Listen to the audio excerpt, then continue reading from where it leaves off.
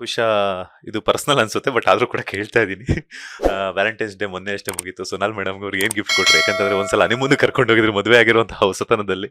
So ಈಗ ಇಲ್ಲ, ಅದು ಏನೋ ಒಂದು ಮನೇಲಿ ಅವರೇ ಒಂದು ಬ್ಯೂಟಿಫುಲ್. ನಾನು ಅವತ್ತು ಫುಲ್ ಡೇ ವರ್ಕಿಂಗ್ ಅಲ್ಲಿದ್ದೆ ಆ್ಯಕ್ಚುಲಿ ಬೆಳಗ್ಗೆಯಿಂದ. ಸೊ ನನ್ನ ಸಾಯಂಕಾಲ ಹೋಗ್ಬೇಕಾದ್ರೆ ಅವ್ರು ಡೆಕೋರೇಟ್ ಮಾಡಿ ಎಲ್ಲ ವೆಯ್ಟ್ ಮಾಡ್ತಿದ್ರು. ಬಟ್ ನಾನು ಮುಂಚೆನೆ ಅವ್ರಿಗೆ ಏನೇನು ಇಷ್ಟ ಅಂತ ಗೊತ್ತಿತ್ತಲ್ಲ ನನಗೆ, ಅದೆಲ್ಲ ಗಿಫ್ಟ್ಸ್ನ ನಾನು ತೊಗೊಂಡಿದ್ದೆ. ಸೊ ಅದು ಅವರಿಗೆ ಎಕ್ಸ್ಪೆಕ್ಟೆಡ್ ಇರಲಿಲ್ಲ ನಾನು ಅದೆಲ್ಲ ತೊಗೊಂಡಿರ್ತೀನಿ ಅಂತ. ಸೊ ಅದನ್ನ ಕೊಟ್ಟಾಗ ಅವರು ಅಷ್ಟೇ ಖುಷಿಪಟ್ಟರು. ಬಟ್ ನನಗೆ ಅವ್ರು ಮಾಡಿದಂಥ arrangements, she is very sweet in all those things. ಆ ಥರ ತುಂಬ ಎಕ್ಸ್ಪ್ರೆಸಿವ್ ಅವರು. ಸೊ ಹಾಗಾಗಿ it was a very beautiful. ನಮಗೆ ಸೆಕೆಂಡ್ ವ್ಯಾಲೆಂಟೈನ್ಸ್ ಇದು ಮದುವೆ ಆದಮೇಲೆ ನಮಗೆ. ಸೊ ನಮ್ಗೆ every day it's Valentine's day ಥರನೇ, ಬಟ್ ಅವತ್ತು ಸೆಲೆಬ್ರೇಷನ್ ಅಷ್ಟೇ. It was very very lovely moment for us. ಏನ್ ಕೊಟ್ರಿ ಅಂತ ಹೇಳಿ ಅದು ಅದೇನೋ ಆ ವಸ್ತು ಅಲ್ಲ, ಅದು ಆ ಇಂಟೆನ್ಷನ್ ಇಸ್ ಇಂಪಾರ್ಟೆಂಟ್ ಅಂತ ಹೇಳ್ತಾರೆ. ಅದೇನೋ ವಸ್ತು ಅಂತಲ್ಲ. ನೀವು ಫಾರ್ ಎಕ್ಸಾಂಪಲ್ ನೀವೇನೋ ಒಂದು ಪರ್ಫ್ಯೂಮ್ ಕೊಟ್ಟೆ ನಾನು ಅಂತಂದ್ರೆ, it's not about the perfume.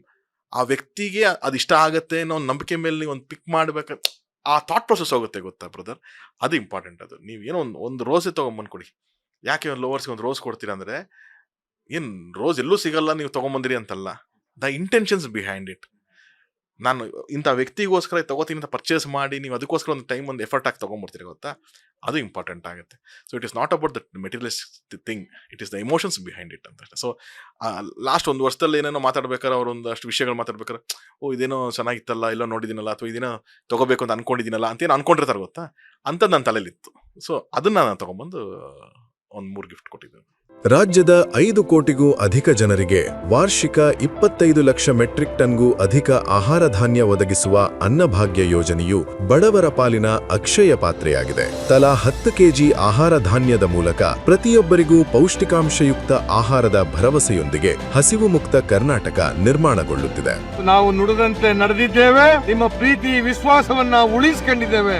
Guarantee ಸರ್ಕಾರಕ್ಕೆ 1000 ದಿನಗಳು, ನನಸಾಗಿದೆ ಕೋಟಿ ಕನಸುಗಳು. ಮೇಡಮ್ ಅವ್ರು ಮಾಡೋ ದಾಲು ರೈಸ್ ತುಂಬಾ ಇಷ್ಟ. ಕಬಾಬ್ ದಾಲ್ ರೈಸ್ ಕಾಮನ್ ಅದು ಇರುತ್ತೆ, ಜೊತೆಗೆ ನಾನ್ ವೆಜ್ ಒಂದು ಮಾಡ್ತಾರೆ ಏನಾದ್ರು.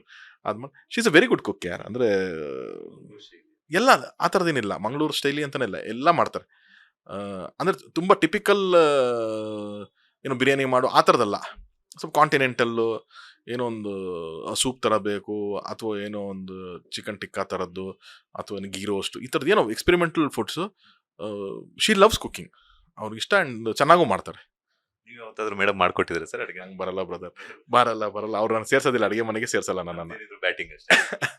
ಆ್ಯಂಡ್ ಅವರು ಅಷ್ಟೇ, ನಮ್ಮ ತಾಯಿಗೂ ಮೊದಲಿಂದ ಅದೇ ಗುಣ ಇತ್ತು. ಇವಳಿಗೂ ಅದೇನಂದರೆ, ಅವ್ರು ಅಡುಗೆ ಮಾಡೋದು ದೇ ಲೈಕ್ ವೆನ್ ಪೀಪಲ್ ಈಟ್. ಅಂದರೆ ಅವ್ರು ಅಡುಗೆ ಮಾಡಿ ಬೇರೆಯವ್ರಿಗೆ ಬಡಿಸಿ ಅವ್ರು ಖುಷಿ ಅಂತ ತಿನ್ನೋದೇ ಅವ್ರಿಗೊಂದು ಖುಷಿ. ಅವ್ರು ತಿನ್ನಲ್ಲ, ಸೋನಲ್ ಅಷ್ಟು ತುಂಬ ಕಮ್ಮಿ ತಿನ್ನೋದು. ನಮ್ಮ ತಾಯಿನೂ ಅಷ್ಟೇ, ಎಲ್ಲರೂ ಊಟ ಮಾಡ್ತೀರಾ, ಅವ್ರು ಖುಷಿ ಪಡ್ತೀರಾ ಅನ್ನೋದ್ರಲ್ಲೇ ಅವ್ರ ಖುಷಿ ಇರುತ್ತೆ.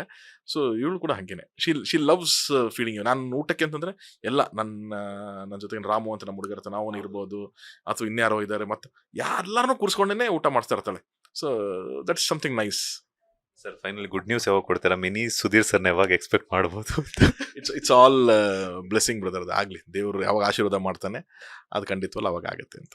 ಆಗ್ಬೇಕು ಸರ್, ಬಿಕಾಸ್ ಯಾಕಂತಂದ್ರೆ ಇಡೀ ಕರ್ನಾಟಕ ವೆಯ್ಟ್ ಮಾಡ್ತಿದೆ. ಅಮ್ಮ ಅವ್ರು ಕೇಳ್ತಾರೆ, ಸುಧೀರ್ ಸರ್ ಬಂದಾಗ ಅವರ ಒಂದು ಗತ್ತು ಗಾಂಭೀರ್ಯ, ಅವರ ಒಂದು ಪರ್ಸನಾಲಿಟಿ ಆಗಿರ್ಬೋದು, ಅವರ ಮುಖಚರ್ಯ ಆಗಿರ್ಬೋದು, ಅದೇ ಇರುವಂತವ್ರು ಎಕ್ಸ್ಪೆಕ್ಟ್ ಮಾಡ್ತೀನಿ ಅಂತ ಹೇಳ್ಬಿಟ್ಟು, ಆದಷ್ಟು ಬೇಗ ಸುಧೀರ್ ಸರ್ ಬರ್ಲಿ, ಒಳ್ಳೇದಾಗ್ಲಿ, ಆಲ್ ದ ಬೆಸ್ಟ್. ಹಾಗೇನೆ ಆದಷ್ಟು ಬೇಗ ನಿಮ್ಮ ಒಂದು ನಿರ್ದೇಶನದಲ್ಲೂ ಕೂಡ ಕನ್ನಡ ಸಿನಿ ಪ್ರೇಕ್ಷಕರಿಗೆ ಒಂದು ಸಿನಿಮಾ ಬರಲಿ. All the best sir. Thank you brother, thank you so much. Thanks for the wishes especially.